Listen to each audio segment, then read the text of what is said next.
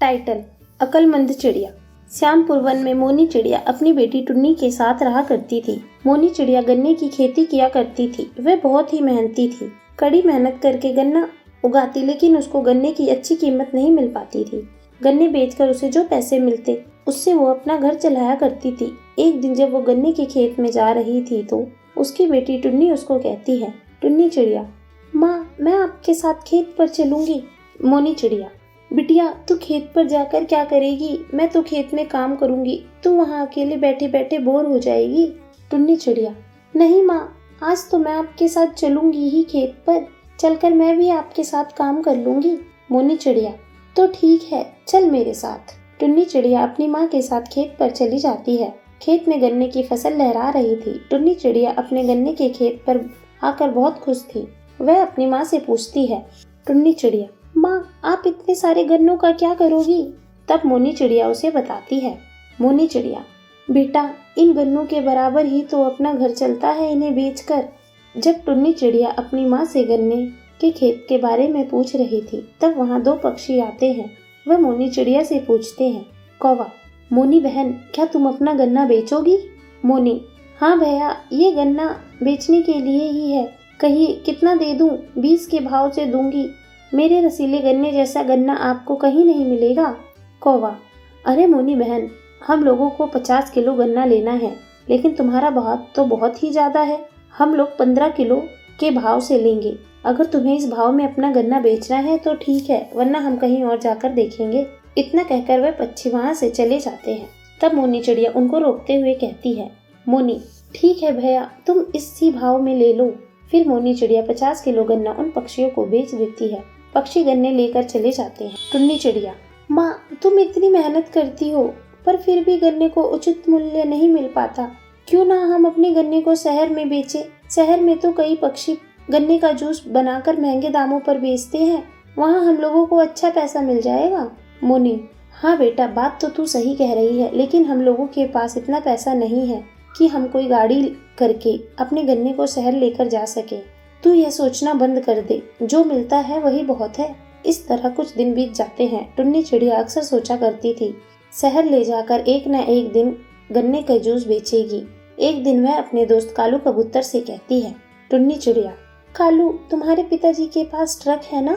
कालू कबूतर: हाँ है, लेकिन तू ट्रक का क्या करेगी? टुन्नी चिड़िया: मैं उस ट्रक से अपने खेत के गन्ने शहर ले जाऊंगी और फिर वहाँ गन्ने का जूस निकाल कर बेचूंगी। इस तरह हमें अच्छी आमदनी हो जाएगी। अब बता, क्या तू मेरा साथ दे देगा? कालू कबूतर: टुन्नी तेरा आइडिया तो बहुत अच्छा है, मैं अपने पिताजी से कहकर कल ही तुझे ट्रक दिलवा दूंगा।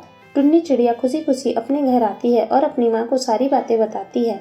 टुन्नी चिड़िया: माँ मुझे कुछ पैसे दे दो, मैं गन्ने का जूस बनाने वाली मशीन लेकर आना चाहती हूँ, क्योंकि कल ही मुझे शहर जाना है। मोनी: ठीक है बेटा, मैंने तेरी शादी के लिए कुछ रुपए जमा किए थे, मैं वही लेकर आकर अभी तुझे दे देती हूँ। थोड़ी देर बाद मोनी चिड़िया रुपए लेकर आती है और टुन्नी चिड़िया को रुपए दे देती है। मोनी: यह ले टुन्नी, भगवान तुझे तेरे काम में सफल करे। टुन्नी चिड़िया अपनी माँ का आशीर्वाद लेकर नया काम शुरू करती है। वह शहर में अपने गन्ने के जूस का स्टॉल लगाती है। थोड़ी देर बाद कुछ पक्षी वहाँ आकर उसके गन्ने का जूस पीने आते हैं। टुन्नी सभी को अपने गन्ने का जूस देती है। सभी जूस पीकर उसकी तारीफ करने लगते हैं। कवि: वाह वाह, क्या जूस है, आज से पहले मैंने इतना मीठा गन्ने का जूस कभी नहीं पिया। अब से हम रोज यहाँ आकर गन्ने का जूस पियेंगे। जल्द ही टुन्नी अपने जूस से शहर में फेमस हो जाती है। इस तरह हम टुन्नी को अपने गन्ने का अच्छा दाम मिलने लगा। अपनी बेटी की तरक्की देखकर मोनी चिड़िया भी बहुत खुश हो गई। धीरे धीरे टुन्नी चिड़िया शहर में अपना एक जूस कॉर्नर खोल लेती है और खुशी खुशी दोनों माँ बेटी अपना जीवन बिताने लगती हैं। टाइटल: मॉडर्न चिड़िया। भालगढ़ के जंगल में टोनी नाम की चिड़िया रहती थी। एक दिन वह अपने घोंसले के बाहर बैठकर ठंडी हवा का आनंद ले रही थी। तभी वहाँ एक मॉडर्न चिड़िया मोनी और उसकी दो सहेलियाँ आती हैं। वे सभी एक कार में आई थी। मॉडर्न चिड़िया की आंखों पर चश्मे चढ़े थे। वे टोनी से कहती है, मोनी चिड़िया, अरे ओ चिड़िया, यहाँ कहीं पीने के लिए ठंडा पानी मिलेगा? मुझे बहुत जोरों से प्यास लगी है। टोनी: मेरा नाम टोनी है, मुझे चिड़िया चिड़िया मत कहना, और बता देती हूँ तुम्हें ठंडा पानी नहीं मिलेगा। रुको, मैं तुम्हें अपने मटके का पानी पिलाती हूँ। टोनी चिड़िया घर के अंदर पानी लेने जाती है। मोनी चिड़िया, ओह यहाँ तो बहुत गर्मी है, अगर कोई होटल मिल जाता तो बहुत ही अच्छा होता। टोनी चिड़िया पानी लेकर आ जाती है। टोनी चिड़िया, ये लो मैम साहब, ठंडा ठंडा पानी। मोनी चिड़िया, अरे ये पानी तो बिल्कुल भी ठंडा नहीं है, क्या तुम्हारे यहाँ फ्रिज नहीं है? टोनी चिड़िया, फ्रिज? ये कौन सी बला का नाम है, मेरे यहाँ कोई फ्रिज नहीं है, मेरे यहाँ तो मटके में ही पीने को पानी ठंडा करते हैं, पीना है तो पी लो वरना यहाँ से जाओ, मेरे पास तुम्हारे लिए फालतू टाइम नहीं है। मोनी चिड़िया, अरे अरे नाराज क्यों होती हो टोनी चिड़िया, मैं ये पानी पी लेती हूँ, थोड़ा पानी और लाकर दे दो, मेरी सहेलियों को भी प्यास लगी है। टोनी चिड़िया सभी को पानी पिलाती है। मोनी चिड़िया, टोनी तुम ये बताओ यहाँ पर कोई होटल मिलेगा, हम लोग शहर से गांव घूमने आए हैं और 2 दिन तक यहाँ रुकेंगे। Tony, hotel? यहाँ कोई होटल नहीं मिलेगा, यह एक छोटा सा गांव है, यहाँ पर सारे घर मेरे घर की तरह ही मिलेंगे। मोनी, टोनी मेरा नाम मोनी है, तुम मुझे मोनी बुला सकती हो। टोनी, तुम मुझे अपने जैसा ही एक घर दिला दो, मैं उसके लिए तुम्हें अच्छे पैसे दूंगी। टोनी, मेम साहब इस गांव में कोई भी पक्षी अपना घर शहरी पक्षियों को नहीं देता, ऐसा कीजिए आप सभी लोग मेरे घर पर रुक जाइए। मोनी, तुम ठीक कह रही हो, तो हम सब तुम्हारे घर पे रुक जाते हैं। रितु तोती गाड़ी से सारा सामान निकाल कर ले आओ, हम टोनी के घर ही रुकेंगे 2 दिन। मोनी, जरा एसी ऑन कर दो, बहुत गर्मी लग रही है, यह गर्मी तो बहुत ही ज्यादा है, ऐसा लगता है मेरी जान ही निकाल देगी। टोनी, मोनी मैम साहब ये लीजिए हमारे गांव का एसी, इससे आपकी गर्मी दूर भगाइए। टोनी चिड़िया सभी को एक एक करके पंखा दे देती है। मोनी जैसे उस पंखे को देख रही थी और मन ही मन सोच रही थी, ये गांव के पक्षी कितने भोले भाले हैं, इन्हें तो शहर की मॉडर्न जिंदगी के बारे में कुछ पता नहीं है। शाम को टोनी चिड़िया सभी को अपने हाथों से बनी गुड़ की चाय पिलाती है। टोनी, ये लीजिए मैम साहब मेरे हाथों से बनी गुड़ की चाय, गांव में हम सभी पक्षी गुड़ चाय पीते हैं। मोनी, अरे वाह टोनी, तेरे हाथों से बनी गुड़ की चाय का तो कोई जवाब ही नहीं, बहुत ही स्वादिष्ट है ये।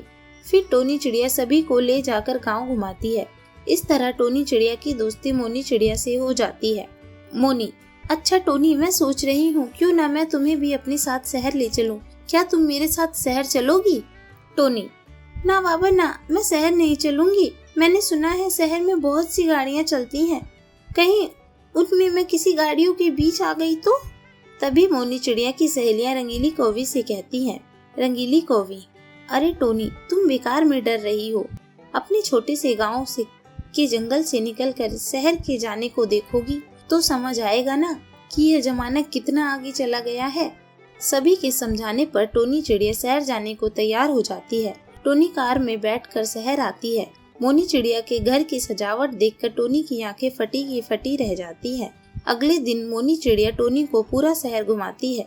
शहर के चकाचौंध देखकर टोनी चिड़िया फैसला कर लेती है कि वह अब गांव वापस नहीं जाएगी और शहर में रहकर ही काम करेगी। टोनी, मेम साहब मुझे भी कोई काम दिला दो, मैं भी आपकी तरह शहर में रहकर मॉडर्न बनना चाहती हूँ, मुझे ये शहर इतना पसंद आ गया है कि मैं अब गांव नहीं जाना चाहती। मोनी चिड़िया टोनी को अपनी कंपनी में ही जॉब दे देती है। फिर टोनी चिड़िया खुशी खुशी शहर में रहने लगती है।